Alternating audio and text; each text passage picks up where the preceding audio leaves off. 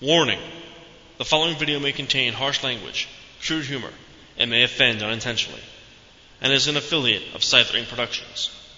The opinions and comments expressed do not reflect those of the Scythering team. All credit and criticism shall be warranted to TWS Productions. Viewer discretion is advised.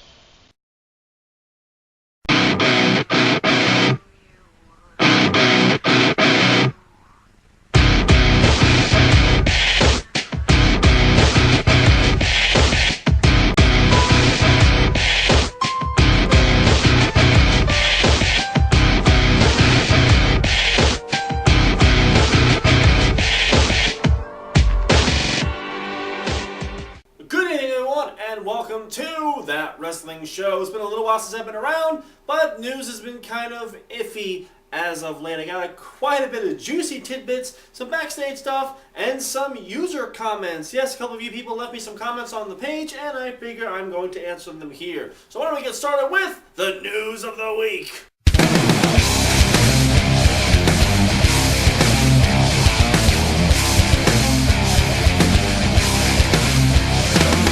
Saying that any kind of news concerning Rey Mysterio is actually quite negative from pretty much, as the context states, from injuries, and a lot of people feel that due to his size and his age, him coming back anytime soon, or at least for a lengthy period of time, is pretty discouraged. I believe Rey Mysterio is going for his, 7th knee operation. He is getting up there in age, and I'm not sure how he is backstage. I hear he can be kind of a prick sometimes, but Rey Mysterio, are we going to see him back anytime soon? Probably, but for any kind of lengthy period of time, I wouldn't really expect much out of Rey Mysterio. Believe it or not, those of you that have been wondering, where in the hell has Brodus Clay been lately? Well, it's because Vince McMahon has taken him off the air. Mainly because he feels that his ring work is a little bit rusty, and he's kind of a threat and kind of unsafe, believe it or not, to other wrestlers. Many feel that he is reckless inside the ring and feel that until he is gone of the green status, they will keep him off TV. Okay, so for 4 months you built up Brodus Clay, kept him in FCW, you put him on NXT, you make him a lackey for Alberto Del Rio, and then you give him this just this horrible gimmick of somebody call me Mama, I'm the Funkasaur. Yeah, you thought that was gonna get over, and then all of a sudden you went, yeah, he's kind of dangerous in the ring. Did anybody watch fucking NXT? Oh, that's right. If we don't watch NXT, why should fucking WWE watch NXT? You finally now decide and realize that he's a threat in the ring. When it was Big Show 2 weeks ago that was injuring people left and right, hurting Wade Barrett, hurting Kobe Kingston, hurting everybody else and their mother. Big Show's not the threat, but yet I just don't understand it. Brodus Clay is the threat. I've never seen him hurt anybody because he's having Goldberg-like matches, and his moves are kind of simple to defend yourself against. It's not like he's picking the guys up and throwing them out of the ring. WWE, what it comes down to is you fucked up, and you're just trying to find a way to cover it up. You use my face on stats! Believe it or not, officials are kind of down on a Divas match being at WrestleMania. They feel that with the way the card is being stacked right now, a Divas match will most likely be a downer match and there's no place for it. Yet they have no problem booking Teddy Long versus John Laurinaitis. Yet they would have no problem booking Snooki in another match. Yet they've got no problem booking any kind of celebrity in a fucking wrestling match. But actually having women wrestle? Oh god, no, that's just fucking beneath them. Let's not devalue the fucking promotion and not allow goddamn divas in the ring and wrestle. Oh my god, what's this world coming to? A women's match on WrestleMania? Holy shit. Oh my god, I don't know what we as wrestling fans would be able to do if we saw women at WrestleMania. Holy shit. Oh my god.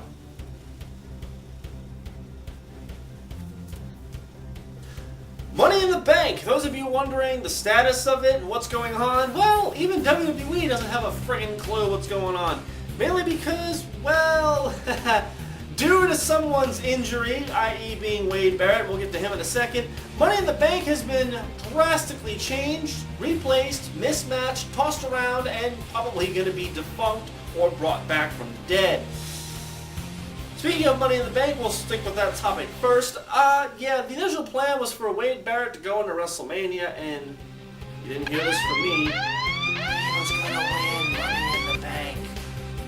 They couldn't let him defeat Orton clean, so they figured with 8 other guys he could do it. But since Wade Barrett is injured, they've decided to scrap Money in the Bank altogether. Now, they were thinking of having Money in the Bank in July and bringing that pay-per-view to Phoenix, Arizona. But then someone decided that maybe it'd be a good idea to have Money in the Bank on SummerSlam. To kind of make the SummerSlam more spectacular. I mean, WrestleMania's already got the dream card matches, they necessarily don't need Money in the Bank. Which I can kind of agree with their stimuli. But now WWE doesn't know what the hell they want to do. They don't know if they want to have Money in the Bank pay-per-view on an actual pay-per-view in July. They don't know if they want to have Money in the Bank on SummerSlam. Or they don't know if they want to have both at the same time. Yeah, WWE, do you even know what the hell's going on? I mean, I kind of find it funny that you had one guy in mind, that guy got injured, and then it's like, no, we're done with it, we're scrapping it, we're going to go a totally different direction. And I find it funny that when Jeff Hardy fucked up, he gave it to CM Punk, and a year later, CM Punk, who was supposed to win anyway, went ahead and won. So he had no backup plan. What would have happened if John Cena would have lost his head, or if The Rock broke his leg and he couldn't wrestle? Would you just cancel WrestleMania altogether? It just goes to show you that there is no confidence in WWE booking, because if one thing goes wrong, it just fucks everything up. I'm sorry, WWE, but you could have still had Money in the Bank. You still could just replace with somebody else. It would have been perfectly fine. Or just do the same plan and move it to another pay-per-view, or give it its own goddamn pay-per-view, but just figure out what it is you're trying to do. Right now, they're sitting there going, I don't know what we want to do. They want to have the event, but not have the event. They want to scrap the idea, but keep the idea. And again, they just don't know what the hell they want to do. One source says backstage that while John Cena and The Rock have remained civil to each other, there is a lot of backstage internal tension between the two. While on the mic, in the ring, and for the company, they again remain civil and professional, there is a general dislike. Well, duh. Did you think that they sat there over a cup of coffee and thought about what they were going to say? No. John Cena legitimately does not really care much for The Rock, and The Rock legitimately doesn't care for anybody. So did you really think that these two were not going to have some kind of a heated discussion or some kind of animosity against each other? Come on, it's good for business. Stop it. So The Rock and John Cena backstage really don't like each other. Oh my god. Next you're going to tell me that Hogan and Savage were always butting heads. Oh my god.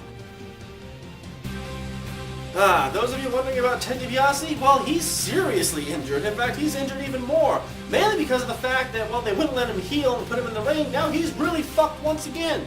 DiBiase is actually, well, he has sustained a stage 2 tear to his deltoid ligament, and he'll actually be at a bone fracture, believe it or not, and he'll be out for several weeks, which means he might miss WrestleMania. But let's face it, they weren't really doing anything with Ted DiBiase anyway. They were doing more with Cody Rhodes. In fact, they're probably going to be doing more with Cody Rhodes pretty soon. Ted DiBiase's injured again. They rushed him back into the ring, and DiBiase got injured again. Oh my god, WWE. Will you let your fucking wrestlers heal, for Christ's sake, and let them do something? You send a guy in there with a broken arm, and you expect him to wrestle better, he wrestles worse, and you wonder, well, why is he hurt? And speaking of Wade Barrett, on a follow-up, yes, he was injured 2 weeks ago on Monday Night Raw. Now, while some people said, yeah, he's alright, he just dislocated his shoulder, yeah, he's going to be out for 3 to 4 months, completely missing WrestleMania, and not only that, his whole shoulder needed surgery on. And what I find hysterical about this is, they did this whole angle about Randy Orton being injured. He fell down the stairs and he broke his collarbone. He's going to be out for 7 to 8 months. A week later, he'll be back in 3 weeks. 2 days later, he'll be back tomorrow. Yeah, WWE, stop. Just fucking stop with the injury storylines. Because when someone actually does get hurt, it's kind of foreshadowing the truth. I mean, when Vince McMahon blew himself up, it was 2 weeks later that Chris Benoit killed his wife and kid. You have Randy Orton hurt himself by Wade Barrett, and it's Wade Barrett that ends up getting hurt in the process. So, WWE, kind of take the hint. If someone's legitimately injured, use it that way. Don't make up an injury storyline. Now Wade Barrett's completely out. He's fucked up, and he might not return for quite some time. But 3 to 4 months? That's right around the time for Money in the Bank, isn't it? I wonder if he's as severely injured as they say he is. I mean, especially for the fact that, Randy Orton had this severe concussion, this big, massive concussion. You had this whole idea planned. You were going to pull Randy Orton from the Elimination Chamber so he can go into Money in the Bank, but then Wade Barrett got hurt, and that's why you're throwing him against Kane. So you can just squash Kane once again. I don't know what their problem is, but for some reason, WWE has a plan in motion, something fucks up by their own volition or by their own stupidity, and then they go, shit, we got to cover our tracks. WWE, hopefully you're taking notes. I know you're not, but hopefully you're taking notes. On a very sad note, and there is really nothing funny I can say about this, but those of you wondering if Karma did give birth to her child, yes, actually she did give birth to her child. Unfortunately, 3 weeks after the birth, her child actually passed away. Karma actually broke the news and eventually told everyone that she didn't want anyone to know about it. She was going through some massive emotional stress, and she's going to start a foundation for women that have lost their babies in the past, which is kind of unfortunate because a lot of us were wondering, is Karma back? Is Karma going to come back? Is Karma going to face Beth Phoenix at WrestleMania? That spot may go to Trish Stratus, which now kind of makes sense. But yeah, Karma didn't tell anybody for a while that the baby passed away, and chances are we're not going to see Karma ever again in WWE. And to be 100% honest, it's heartbreaking, it's tragic, this is something that you don't want to hear, this is something that you don't necessarily hear about a lot, but the one joke that I can do, and do it justice because I have a standard, I'm not going to go below my standard here. I just want to point one thing out, and again, it's a joke, so don't take it with volition and anger, but I kind of find it funny that Triple H's pet projects have had the worst year in WWE. The internet wrestling community didn't really care for Sin Cara, so Triple H made sure that he broke his leg. The internet wrestling community were kind of half and half on Karma. They were kind of happy, they were kind of sad, but they were pissed off that she was pregnant, so Triple H went ahead and took out her baby. And now the whole entire internet wrestling community is pissed off that The Undertaker is bald. Think about it for a minute. I blame the internet wrestling community for Sin Cara, for Karma, and for The Undertaker's hair.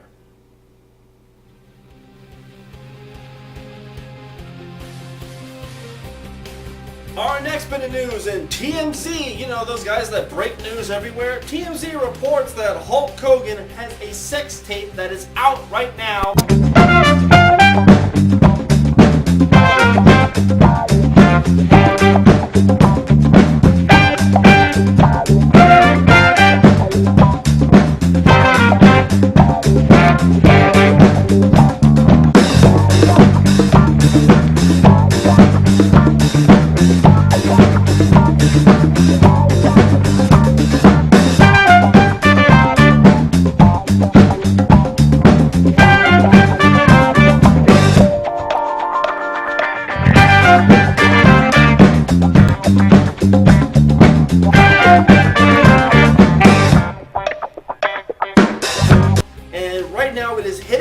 Shelves and is being shopped worldwide, trending worldwide, doing everything it possibly can. When asked from his lawyers, Hulk Hogan actually says that he doesn't remember who the person in that movie is, mainly because it was the fact that it was right after his divorce with Linda. Okay, Hogan, you're like 60 years old. Why the fuck would you make a sex tape? I mean, I'm almost 30 myself. I wouldn't even make a sex tape. Even if I had your body, I still wouldn't make a goddamn sex tape. If I had John Morrison's body, I wouldn't make a sex tape. And Jesus Christ, Hulk, this is right after the divorce of your wife. That shows you how much you missed her. And even so, you don't remember who you slept with because you had so many partners over the years? Take some fucking ginkgo biloba or something. I mean, my God, Hulk, you don't know who the fuck you slept with? Really?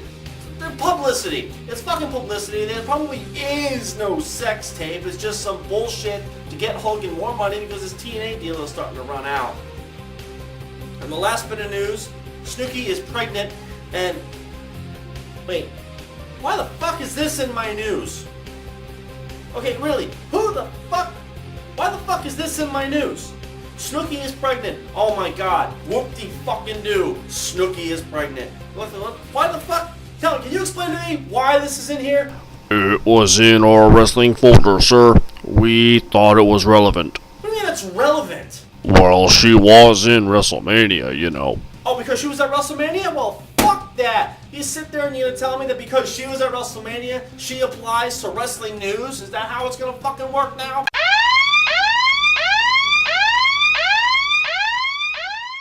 Absolute fucking bullshit. You're gonna have Pete Rose now? He walked down the store and he got a hot dog. You're gonna report on that? And what about Bob Uecker? He went down and he called a Cubs game. You're gonna report that? We're gonna report on every fucking celebrity that happened to be in WWE? Is that how it's gonna work? So Snooki's pregnant. Big fucking deal. The world still turns around. You know what? Whitney Houston's dead and the world is still spinning around. Jesus Christ, Snooki. She gave about as much credit to the WWE, about as much credit as anybody else did. In fact, she didn't give any credit to the goddamn WWE. She gave no credit. She gave nothing to WWE. In fact, Diamond Dallas Page hates her guts because she contributed fucking nothing. She's a waste of time, a waste of space, and why the fuck is she in my news? You know what? Fuck Snooki. Fuck the whole thing. You know, she's the reason why John Morrison is gone. Because he knew that this is bullshit. He should be main eventing. He should at least be semi-main event. He should be on the fucking card wrestling somebody. Not teaming up with some Jersey Shore bullshit ripoff who does a fucking cartwheel 1, 2, 3 but bullshit.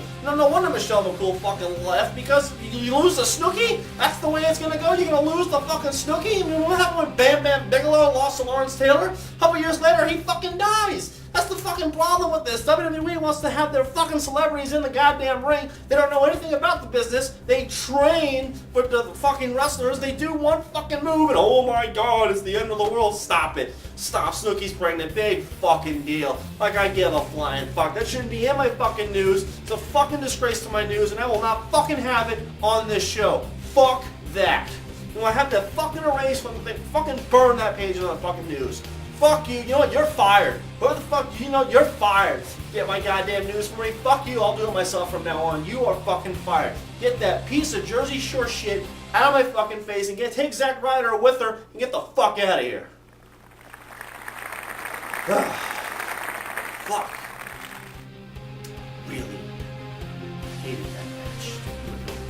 Fucking idea. I mean, while WWE has the potential, has the ability to put on a fucking women's match, a women's match that could sell tickets, they just said, no, we're not going to do it because we have no faith in Beth Phoenix. Well, why? Because you have no faith in Beth Phoenix? It's probably because you have no faith in anybody else, because who the fuck is she going to fight? Kelly? Oh, please. Fucking Stormy a River.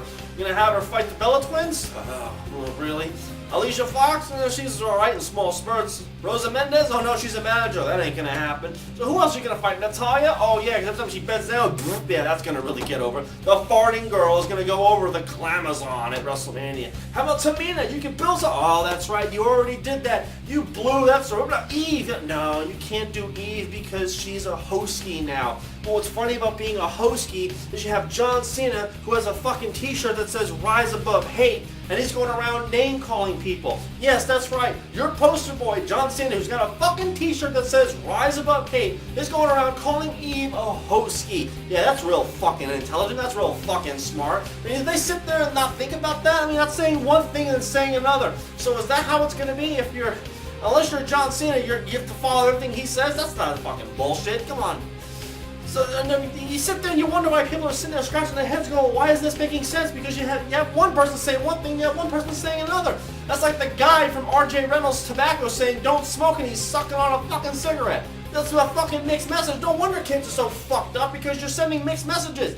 Back in my day, if a woman got smacked, it was fucking wrong. Here, you can smack them all you want, call them what you want, but as long as you have a t-shirt that says Rise Above Hate, hustle, loyalty, respect, and all that bullshit, of course you could back that up. Of course you could market that, because if you don't follow the great white hype, and everything is, I don't understand it. You know, you wonder why the product sucks so bad. It's because there's so many fucking mixed messages. Rise above hate, but you're a hosky. Rise above hate, but you suck. Rise above hate, well, fuck the, oh my god. Yes, if you want John Cena to be squeaky clean, don't have him say anything. Just don't have him say a fucking thing. If you don't want John Cena to be clean, take the Rise Above Hate t-shirt and throw it the fuck away. Get him a t-shirt that says, fuck you. Trust me, that'll sell a whole lot better than this Rise Above Hate bullshit. Stop it. It was a marketing campaign. This whole anti-bullying thing is bullshit. Because on one side you tell everybody, don't be a bully, it's wrong. And then 2 minutes later you'll have your star on the show. Make fun of somebody or call out names. How the fuck is that sending out a message? Yeah, WWE, fuck you sometimes. You know what, just fuck you. And that will do it all for the news section of That Wrestling Show. Kind of a rage-filled section indeed. Now there are 2 questions that were posted on my channel a couple of weeks ago. I was not able to get to them, but I'm going to get to them now. And those 2 questions are, how exactly are they going to raise and lower the Hell in a Cell at WrestleMania 28?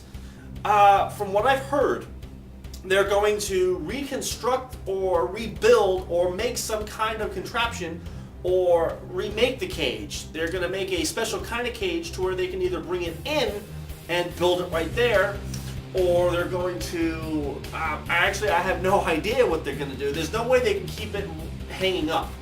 I highly doubt in the stadium that they're going to be in, I don't think there's any way in hell they're going to keep that cage hanging up for the length of time that it's going to be. A lot of rumors again that are floating around is they're going to take the stuff down and construct it right then and there. That's one of the big rumors going around, but we shall see exactly how it goes. That match should be interesting to say the least, especially with Shawn Michaels, which actually is part 2 of the question.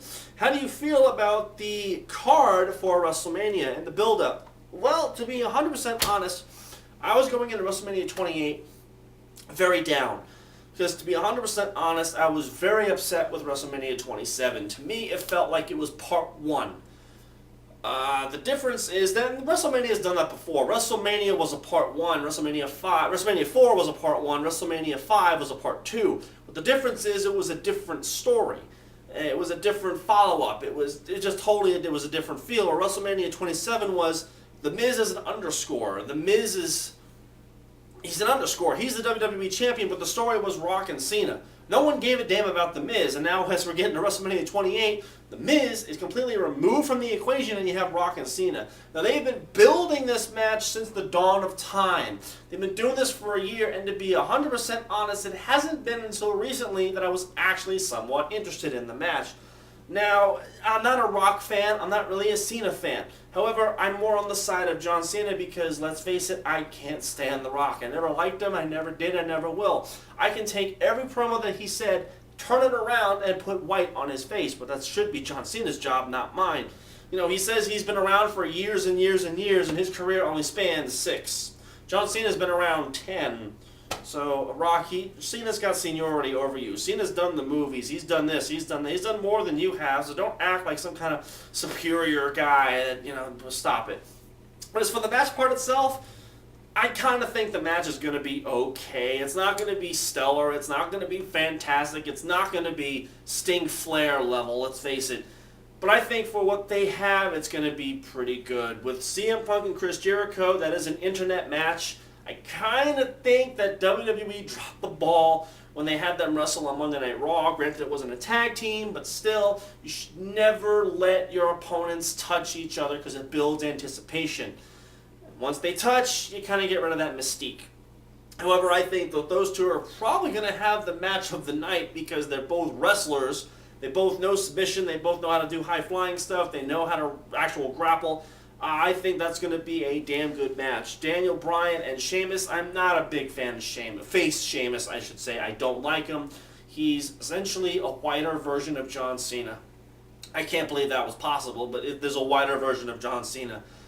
He won Royal Rumble, whoop-de-doo, but there was no build to it. It was just he had a slow face turn. He won some matches. He lost some matches. He didn't win anything stellar. He didn't win anything grand. Royal Rumble, yay. But look who he's going up against. Daniel Bryan, who has barely defended the title, and if he does defend the title, he doesn't really win. He's got, to my knowledge, 2 wins under his belt. 2 legitimate wins. One from a cage and beating Santino Marella. And he had trouble with Santino Marella in the Elimination Chamber. No discredit to Daniel Bryan. I love Daniel Bryan. Fantastic wrestler.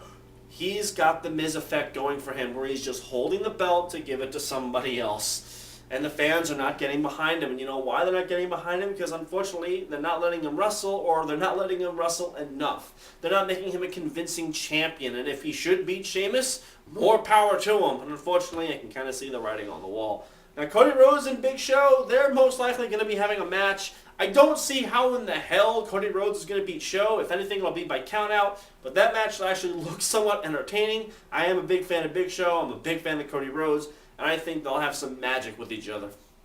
The U.S. title right now is really thrown up in the air. It'll probably be Santino versus Swagger or Ziggler or something. That's going to be your throwaway match. The women's match, from what I hear, there's not going to be a women's match. You know why? Because they've got no faith in the women at all. There are rumors floating around that it's probably going to be Trish Stratus. It could be Alundra Blaze. It might be Lita. It just might be Natalya. Now, while I would love to see Natalya and Beth Phoenix go at it, the way they've made Natalya act recently, I'm sorry, I can't get behind that. If they're going to have a tag team match, don't expect much because there's only 3 tag teams in WWE, so again, don't expect a whole lot. The one match that everyone, of course, is talking about, probably the match that I think more people are going to pay attention to, is The Undertaker and Triple H with Shawn Michaels in the corner, Hell in a Cell. A match that I personally called on Beyond the Mat weeks before it happened. This is going to be very dangerous because we don't know what kind of condition Undertaker and Triple H are in. The last 3 matches that Triple H has been in, he's been kind of The last 3 matches that Undertaker's been in, he's been kind of They are hitting that age, and Taker, I love you to death. I also love Sting to death. But there comes a time where the meat's tender and it's time to put the fork in it. And this is Hell in a Cell, and I know it's grand, and I know it's his 20-0. I understand all that. And Shawn Michaels is probably going to help with this match as well. But keep in mind, every time Shawn Michaels has refereed a match, Triple H has walked out a champion. That's something to think about. I think the match, though, however, probably knowing the way they are, will either be middle of the card or main event. It's not going to be in between the titles, and that's in my personal opinion. I think the match, if they're allowed to do what they want, how they want, because who's going to stop them, I think it's probably going to be one of the best matches on the card. I'm not sure if there's going to be blood. I really don't think you need blood. You really don't. We need to get back to the aggression. We need to see a darker side of Taker, a darker side of Triple H. They need to just go at it and just destroy each other. Again, you don't need blood. And I think with the Shawn Michaels factor, you're going to have that emotion. He's going to be the storyteller of this match. Believe it, the referee being the storyteller, go figure. WrestleMania is shaping up to be somewhat watchable. It's somewhat entertaining. It does pique my interest. I am very interested to see where all this is going. I kind of wish there was less focus on Cena and The Rock. I really do. I think a lot more focus should be put on the title belts.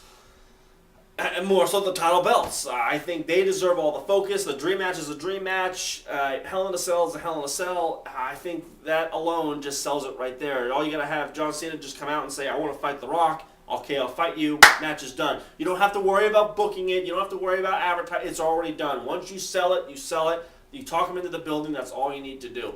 And yeah, you're going to have promos and build-up, but a whole year of build-up? Come on, there are even hardcore wrestling fans that are getting a little tired of it. WrestleMania 28, it should be a good pay-per-view. 27, again, was just a kind of a show. It was lackluster, it was boring, it was slow. And not to discredit the performance of Triple H and Undertaker that year, but it was just not their crowning moments right there. And hopefully Hell in a Cell will turn everything around. Hopefully The Rock and Cena will be good. Hopefully Jericho, I know Chris Jericho and CM Punk are going to have a hell of a match. Sheamus and Daniel Bryan, it's a match I'm really not looking forward to because I've got no faith in Sheamus. I really don't.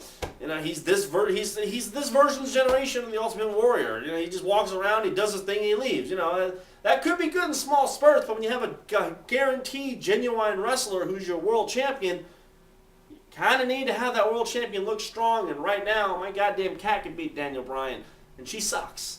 That's going to do it all for this week's episode of That Wrestling Show. Kind of a long show, and I figured I'd give you extra filler. I thank everyone for tuning in and checking things out. You can go to the website at thatwrestlingshow.webs.com. There's a chat room. We watch Monday Night Raw, and we watch all the pay-per-views. We chat. We have a great time. We have a fun time. There will be a WrestleMania chat open. You can go to the website, go to the chat room. Everything is free. You don't have to worry about paying a dime because I'm not making any money, because I don't need to make any money off of this stuff, because I really don't give a shit. I'm a loyal fan that's giving all of his opinions and all the news to you. I'm not a greedy son of a bitch like WWE is, who tried to get the network up, realized that the network is not going to go up, and decided to put all their shows on YouTube when they supported a bill that would have killed YouTube in the first place. I am DM saying, until next time, I'll see you then.